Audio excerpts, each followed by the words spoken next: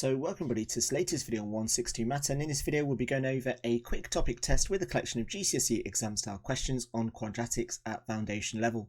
Now a copy of the questions for you to have an attempt at before watching through this video is available for you to download by clicking on the link in the description, which I strongly recommend you do to see how much understanding you have on this topic. Now it's worth noting that before we get started that these questions are designed to be on the calculator paper. However, most of the questions probably a calculator is not going to be needed, so they can actually appear on either or of your GCSE papers. So let's get started on question 1. So question 1 says tick the statements below that are the same as the answer to a to the power of 8 times a to the power of 4.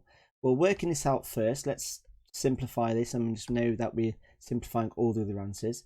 So when we're multiplying, we add the powers, so that's going to be a to the power of 12. So then if we look at this, we've got two lots of a to the power of 12, so that's going to be false, so that we don't need to tick that one. Then when we're dividing, we take away the powers, so that becomes a to the power of 15 take away 3, which is 12, so we can tick that one. When we're dividing, we take away the powers, so again that's going to be a to the power of 4, so that's not correct. And when we've got brackets, we multiply the powers, so it's a to the power of 4 times 3, which is 12, so we tick that option. Now again, because it's worth 2 marks, we know that we're going to be expecting to tick 2 boxes, so there's a good chance we've got that one right. Moving on to question 2, it says factorise. Now this is a difference of 2 squares, so it's a dots question. And when we've got a difference of 2 squares, we set up our brackets, and then we think to ourselves, what do we need to square to get x squared? Well, we need an x. What do we need to square to get 100? That's going to be 10. One's a plus, one's a minus, and it doesn't matter what order we go in. Then moving in with question 3, we've got to expand the brackets. So x times x is x squared, minus 13x, and then plus 17x, and then we've got minus 17 times 3, which I will reach for my calculator, which gives me 221.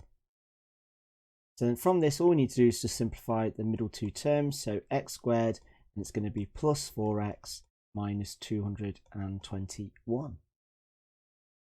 Moving on to question 4, it says show that. So let's have a look at this left hand side. So what we need to do is expand this left hand side. Now recognize that a plus b squared is going to be a plus b times a plus b minus 2ab.